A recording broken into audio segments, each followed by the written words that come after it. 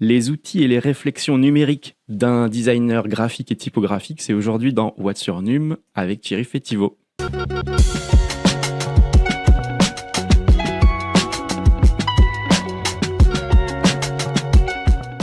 Salut Thierry, bienvenue dans ce premier épisode de What's Your Num, donc le podcast du numérique par Arinfo. Moi c'est Tristan, coordinateur pédagogique chez Arinfo. On se connaît bien en fait aujourd'hui pour cet épisode pilote. On reçoit Thierry Festivo, c'est un peu la famille parce que Thierry il est beaucoup intervenu chez Arinfo dans des workshops notamment sur la typographie, le design typographique et puis le design graphique en général. Aujourd'hui Thierry, avec toi, on va parler un petit peu de ton métier d'abord et puis ensuite on parlera de tes usages des outils numériques, on questionnera un petit peu tout ça. On va commencer d'abord par s'intéresser à ton parcours ou en tout cas à ton métier. Si je reprends ce qui est noté dans ta bio sur LinkedIn, eh bien on te décrit comme designer graphique et typographique. Est-ce que ça te convient toujours, ce terme-là, ce métier-là? Et si oui, bah, qu'est-ce que c'est en fait un designer graphique et typographique? Bonjour Tristan, Bonjour, c'est bonjour. un plaisir d'inaugurer ce premier épisode du podcast Art Info. Donc en effet, qu'est-ce que je fais comme métier? J'ai plusieurs métiers en parallèle. On peut dire vraiment que je suis designer graphique et typographique. Je fais aussi de l'enseignement et je suis aussi éditeur parce que j'ai créé une maison d'édition avec mes associés qui s'appelle Bouclard. Le métier de designer graphique et typographique, il peut être l'objet de projets personnels où on réalise des projets comme des polices de caractère pour soi-même après qu'on vend sur Internet, auquel cas on n'a pas de client, on n'a pas de brief, on n'a pas de demande spécifique. C'est des projets autoportés, quoi, on va dire. Mais la plupart du temps, c'est quand même des réponses à des demandes de clients, des réponses à des briefs. Donc, des clients qui peuvent être soit des clients directs, c'est-à-dire, par exemple, une librairie ou alors un vigneron indépendant ou alors une association d'architectes viennent me voir directement pour me demander de réaliser des supports de communication, des logos, de la signalétique, des livres. Auquel cas, là, j'essaye de produire un objet qui répond à leurs demandes, quoi, tout en étant créatif. Et l'autre cas de figure, c'est de travailler pour des agences, donc être Mhm. sous-traitant, on va dire. Donc là, c'est le cas où, par exemple, des agences de com, comme plutôt des grosses agences, plutôt dans les grandes villes, qui ont pas mal de moyens et puis qui bossent sur plutôt des gros projets, viennent me chercher pour des compétences spécifiques, en l'occurrence la typographie. Donc c'est le cas quand, par exemple, la boîte Black and Gold qui est à Paris, qui fait du packaging, vient me chercher pour me demander de redessiner le logo Orangina. Et ben, eux, ils s'occupent de toute la refonte de tous les packaging, parce qu'il y a beaucoup de gammes, beaucoup de produits, puis c'est leur spécialité. Et Mhm. ils vont me chercher moi pour que je fasse cette partie-là de redessin du logo, quoi. Et justement, ta spécialité, c'est la typographie. Malgré tout, je crois que tu as un parcours plutôt orienté, on va dire, design graphique en général, peut-être au départ, voire même, tu as sûrement fait d'autres choses. Est-ce que tu peux juste nous dire qu'est-ce qui t'a amené à faire ça et à être aujourd'hui indépendant en tant que designer graphique et typographique? Euh, Bah, j'ai fait plusieurs études et j'ai essayé différents métiers dans ma vie. Donc là, ce sera un peu long de tout raconter, mais j'ai fait une licence de psycho d'abord. Après, j'ai travaillé un peu comme assistant commercial dans le terreau. Et puis, j'ai aussi bossé un peu comme prof des écoles. Donc, j'ai fait différentes choses. En faisant ces métiers-là, je me suis rendu compte que ce qui me plaisait le plus, c'était vraiment le côté créatif, c'est-à-dire le fait d'avoir un peu de liberté, de marge de manœuvre et puis d'essayer d'imaginer des choses, quoi. Donc, je me suis dit, bah, il faut que je trouve un métier qui soit assez créatif où je puisse tout le temps imaginer des nouvelles choses. Donc, à partir de là, j'ai fait une formation en 3 ans en graphisme dans une Hmm. école qui s'appelait Graphic Creatis, qui est devenue maintenant l'ESMA, qui est sur l'île de Nantes. Ok. Euh, et donc, durant cette formation de 3 ans, j'avais beaucoup de cours. Donc, couleur, mise en page, logiciel de la suite Adobe, web design, typographie, illustration. Et parmi tous ces cours, c'est vraiment le cours de typographie qui m'a le plus plu, entre autres parce que j'avais un prof passionné qui a réussi à me transmettre un peu sa passion, quoi. Et j'ai découvert tout un monde que je connaissais pas trop. Donc, le fait de faire de la calligraphie, de de dessiner des caractères, de dessiner des caractères sur mesure pour des marques, heu, comme, je sais pas, Renault, Louis Vuitton, la Maïf, Costa Croisière, il y a plein de marques qui ont des caractères typographiques sur mesure. Donc ça, je trouvais ça vraiment fou. Et après, à Nantes, il y avait une exposition qui se déroule chaque année, qui se déroulera cette année en juin, qui s'appelle le TDC, donc c'est le Type Directors Club. C'est un club de directeurs artistiques new-yorkais qui récompense chaque année les meilleurs projets typographiques mondiaux. Donc, il y a du packaging, des logos, de l'identité visuelle, des couvertures de livres, tout ce qui a trait à la typographie de près ou de loin. Et du coup, bah, moi, quand j'allais voir cette expo, j'avais un peu des étoiles plein les yeux. Et je me disais: «Ah, c'est incroyable, c'est merveilleux, en fait, tout ça. J'ai envie de faire ça, quoi. J'ai envie de faire que des projets avec de la typographie, quoi, c'est trop beau». Et du coup, après, j'ai fait un stage de fin d'études, chez, Jean-François Porcher, donc une boîte qui s'appelle Typofonderie à Clamart, à côté de Paris, heu, où du coup, c'est un petit studio, où il réalise des caractères typographiques pour des marques et en l'occurrence pour des marques comme, Le Monde, la RATP ou alors, Louis Vuitton. Donc j'ai appris, beaucoup de choses, là-bas et ça m'a conforté dans l'idée que la typographie, c'est la vie. Et à ce moment-là, enfin juste avant d'aller à la TDC, etc., de découvrir cet univers-là, en fait, tu te figurais qu'il y avait des designers de caractères d'imprimerie, on pouvait à ce point travailler dans le détail d'un caractère et tout ça. Enfin, c'est quelque chose qui te questionnait déjà ou c'était vraiment une découverte totale, quoi? Je sais pas si je m'imaginais tout ça. Mhm. Je m'étais un peu renseigné sur la calligraphie parce que, c'est quelque chose qu'on rencontre plus facilement, dans son enfance, son adolescence. À un moment donné, on voit des gens qui peuvent faire de la calligraphie, on peut voir des gens qui font des tags, qui Mhm. travaillent la lettre d'une certaine façon. Donc on se dit: «Tiens, il y a quand même des gens qui dessinent des lettres». Mais on pense pas forcément que, il y a des gens qui dessinent des caractères typographiques sur mesure, pour des projets, quoi. Ok. Donc ça, je l'ai découvert un peu pendant mes études, je pense, même si voilà, j'étais intéressé par la calligraphie depuis longtemps. D'accord. Et comme tu le dis, la typographie, elle peut prendre tout un tas de... Enfin, elle peut s'insérer dans tout un tas de projets Mmh. mais de design graphique, mais même au sens large de design. Je sais que tu as travaillé sur des expos, tu as travaillé sur de l'édition, sur du packaging. Enfin, voilà, c'est très, très large. Mmh. Est-ce qu'il y a un projet ou une collaboration que tu as faite jusqu'à présent dans ta carrière et qui t'a particulièrement marqué, dont tu aimerais nous parler aujourd'hui?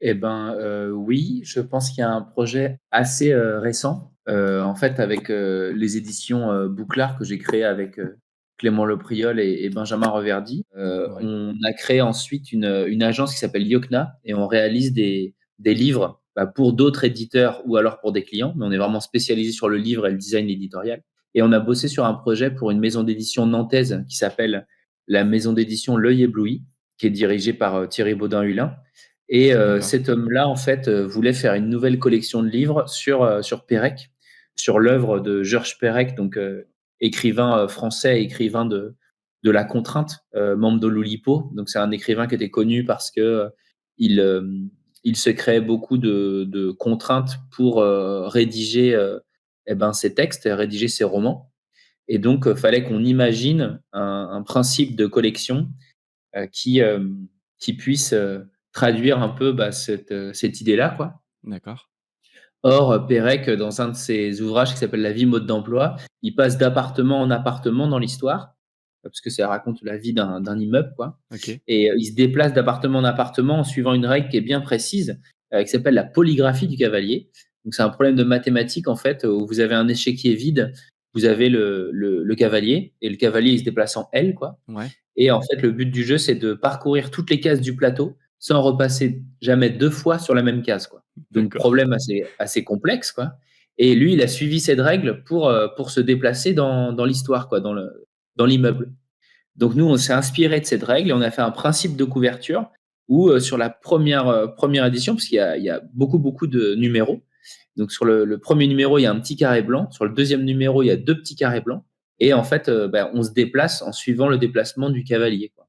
OK. Donc ça fait un principe de couverture où la couverture, elle se remplit ou alors elle se vide au fur et à mesure de plein de petits carrés.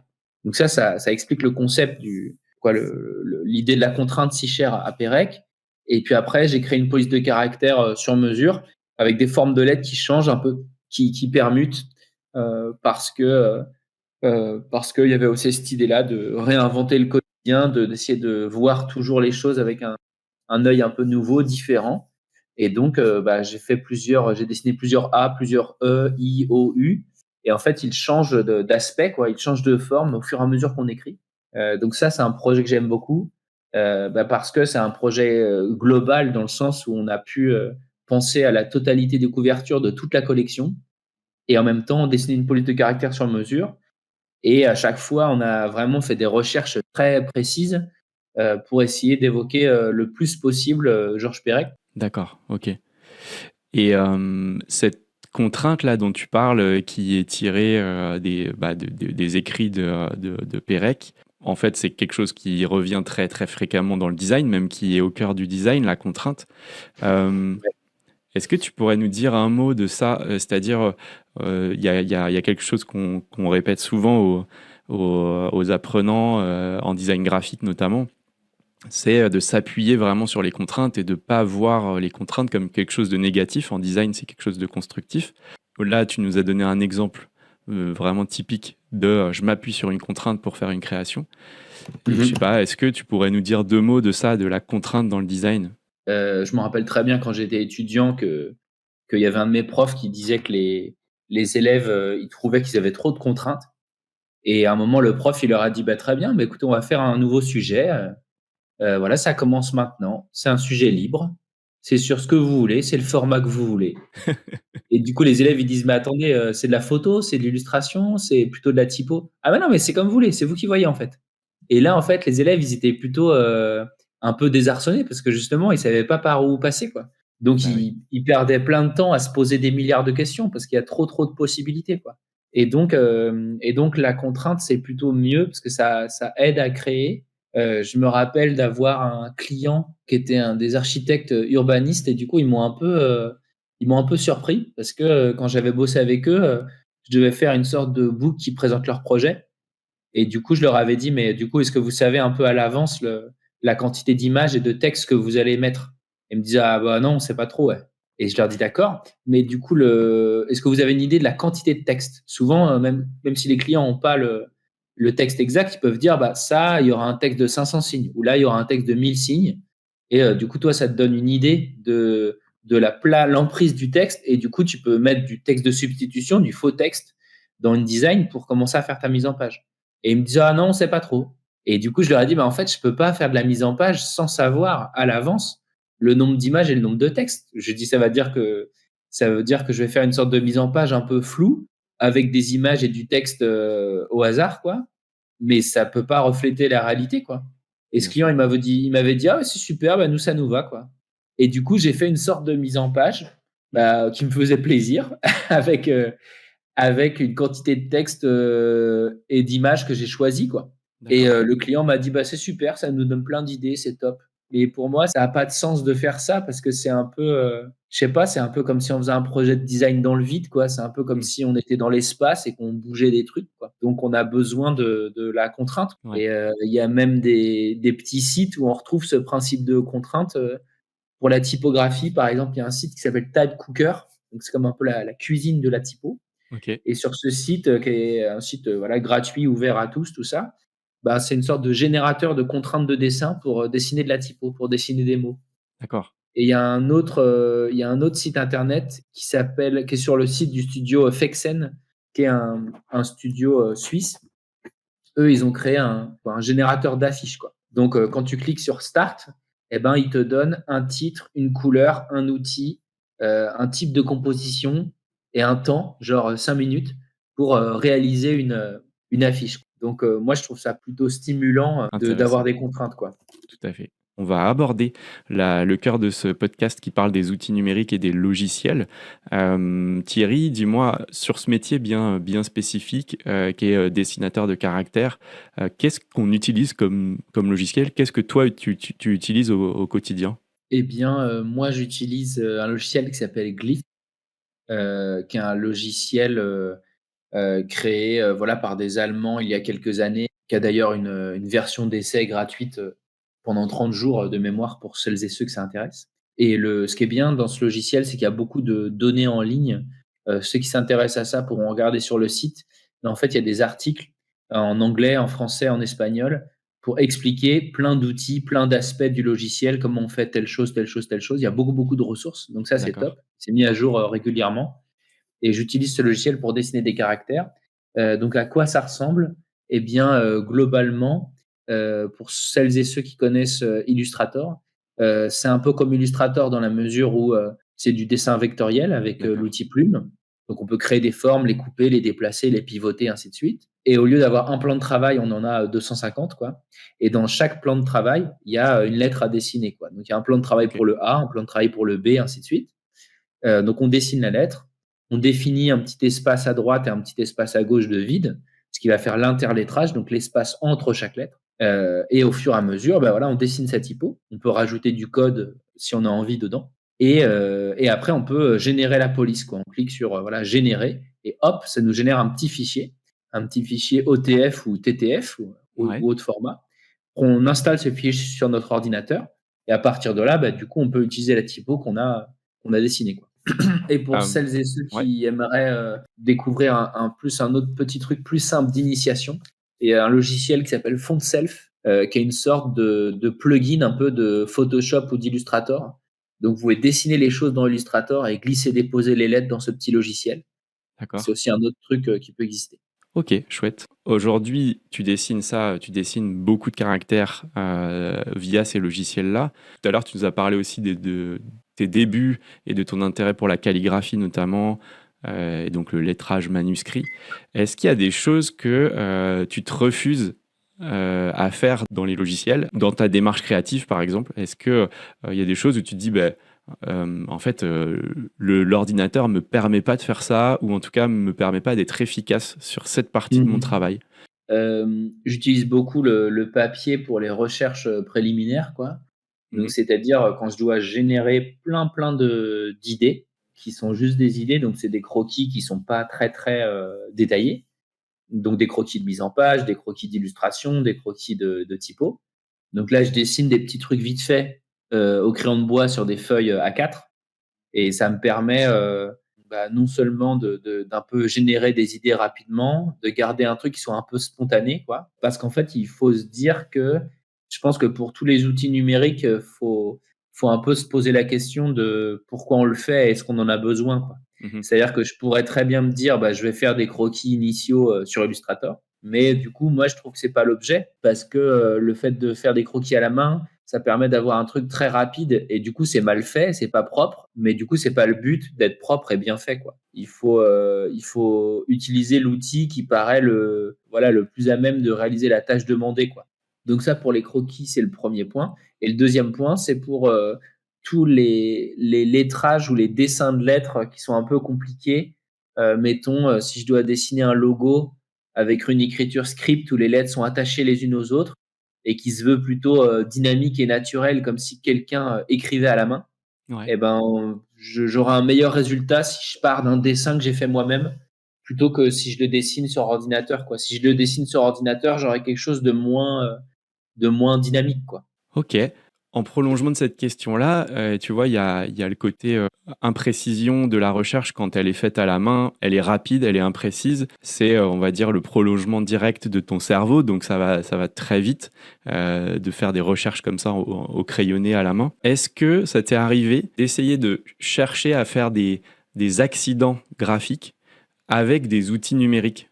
Créer des accidents moi-même, je pense pas. Mais Ouais. par contre, les créer par erreur, oui, ça m'est déjà arrivé.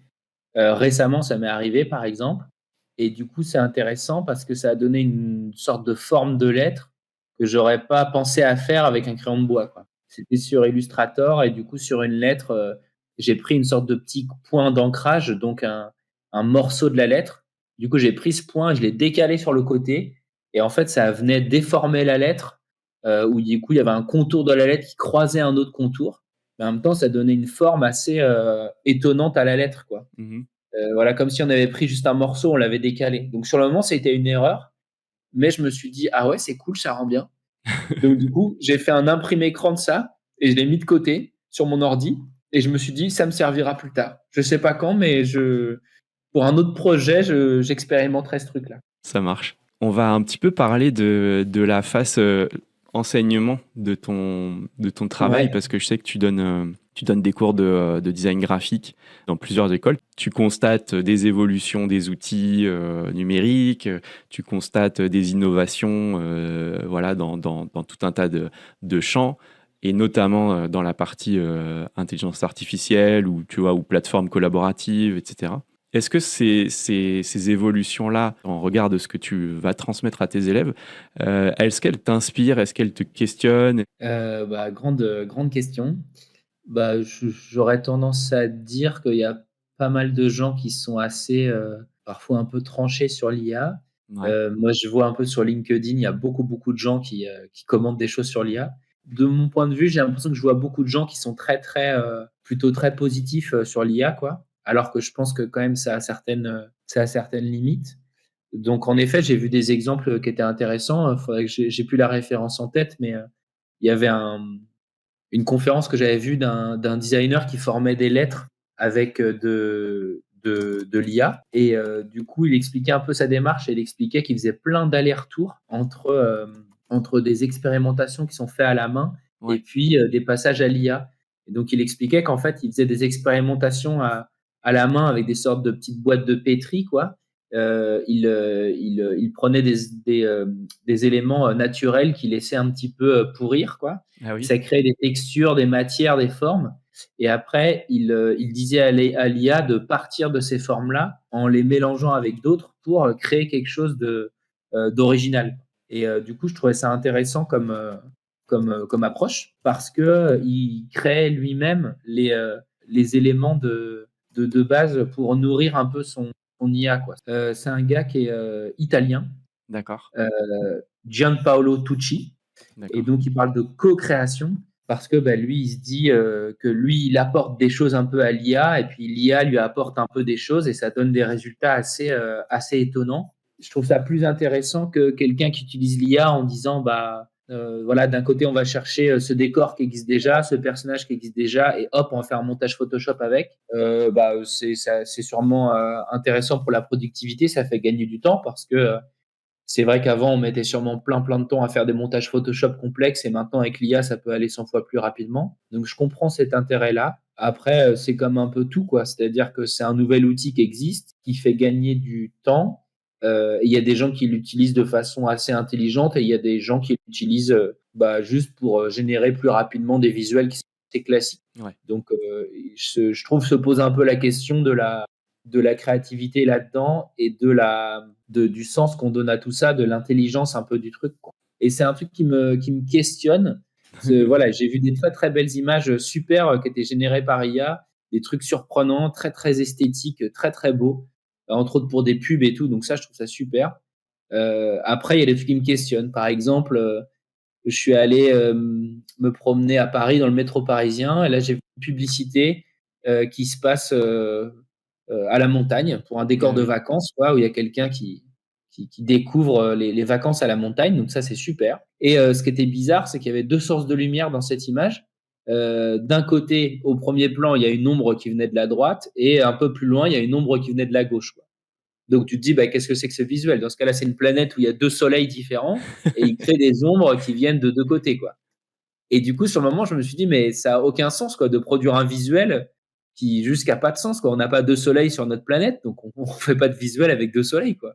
Bien Donc sûr. ça Ouais. m'épate.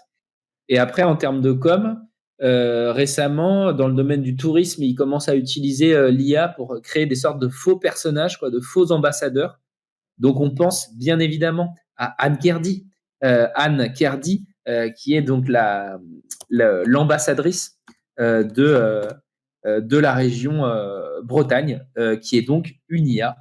Et donc moi, ça me pose pas mal de questions, dans la mesure où même si sur son compte Instagram, c'est spécifié que c'est une création d'IA, je pense que malheureusement, pour beaucoup de gens, ce sera pas très clair que Mm. c'est pas une vraie personne. Ouais, oui. Elle s'exprime à la première personne sur Instagram, donc on peut penser qu'elle existe bel et bien. Donc pour des gens comme toi ou moi, bah, c'est différent parce que du coup, on s'intéresse un peu à l'IA, on regarde un peu les images que ça génère et tout ça. Mais pour d'autres gens, comme mes parents par exemple, ou mes grands-parents, eh ben, s'ils regardent ces images-là, ils vont avoir beaucoup de mal à faire la différence entre une vraie personne et une IA, quoi. Il n'empêche que c'est étrange parce que la Bretagne ou alors un tour opérateur, il propose des expériences réelles où on vit des vraies choses avec des vrais gens et on vit des vraies expériences. Et du coup, je trouve ça étonnant d'utiliser quelque chose de virtuel pour parler d'expériences concrètes. Ouais. Donc c'est ce truc-là qui m'embête un peu avec l'IA, c'est que je trouve que des fois c'est utilisé avec des problématiques de sens, quoi. Moi Mmh. pour certains à certains moments je me dis bah là-dessus sur ce visuel l'IA ça a du sens et c'est intelligent, c'est malin. Et il y a d'autres moments où je me dis bah là je comprends pas trop qu'est-ce qui justifie Ouais. qu'on utiliserait l'IA. OK, eh bien merci pour ce petit point IA. C'est cool de t'être prêté au jeu. On va aller, se diriger tranquillement vers la fin du podcast, mais j'aimerais bien que tu nous parles un peu de ce que tu fais en ce moment, de ton actualité, parce que je sais elle est diverse, variée. Il y a Bouclard, il y a Yokna, voilà. Mmh. Est-ce que tu peux nous dire un petit peu qu'est-ce qui se passe en ce moment, dans la vie de Thierry Festivo? Bah, franchement, il se passe des tonnes de choses. Il se passe plein de choses. À titre personnel, en ce moment, je travaille sur la signalétique de la librairie Durance à Nantes. Grande librairie. Ouais. Ouais, ça fait 600 mètres carrés. Il y a 2 étages et un sous-sol. Il y a beaucoup de références, un espace très dense et du coup, l'idée, c'est d'imaginer à la fois un système graphique et en même temps des supports, qui aident les lecteurs à mieux se repérer. Donc ça demande, bah, à la fois de réfléchir à un concept graphique, mais aussi aux supports en eux-mêmes, quoi. Donc est-ce que, D'accord. c'est du bois? Est-ce que c'est du métal? Est-ce que c'est des aimants? Est-ce que c'est quelque chose qui se clipse? Ainsi de suite. C'est assez complexe, mais c'est intéressant parce que c'est à la fois, du design graphique et en même temps, c'est une réflexion aussi sur l'espace et sur les matériaux. Donc ça recoupe plusieurs choses, la signalétique. Après avec, Yokna, on a remporté l'appel d'offres pour faire, l'identité visuelle, de la Maison de la Poésie de Nantes. On va devoir, réfléchir à plusieurs choses, donc des supports de com, peut-être un nouveau logo, des affiches, un système graphique et tout ça. Réfléchir aussi un peu à la signalétique du lieu. Donc ça, c'est hyper intéressant parce que c'est autour de la culture, du livre, de la littérature. Donc nous, ça nous parle beaucoup. Et puis, on travaille aussi sur un projet avec Dr Pepper, Ah OK. illustrateur, Ouais, qui est assez connu pour illustrer des villes très dans le cool. cadre de son projet Travel with Me, au Rotring, où il fait des dessins extrêmement précis. Donc on travaille sur un projet top secret, Ah ouais, avec lui. Donc on vous en dira plus, dans quelques temps. On va dire que c'est les principaux projets sur lesquels je travaille, en plus de plus petits projets ici et là, de petites conférences ou de petits workshops à droite à gauche. donc ça, c'est assez intéressant aussi peut-être pour les apprenants qui nous écouteront. C'est que, comme tu l'as décrit, tu as des projets qui sont sur ta structure personnelle de designer, graphique et typographique. D'autres projets qui sont, via l'agence Yokna que vous avez monté à plusieurs et donc la maison d'édition que vous avez pu monter qui s'appelle Bouclard. Est-ce qu'il y a des parutions, récentes ou à venir dont tu voudrais nous parler aussi? Eh bien oui, chez Bouclard, on sort un livre en janvier, dans la collection 109. D'ailleurs, c'est des collections où chaque couverture est calligraphiée.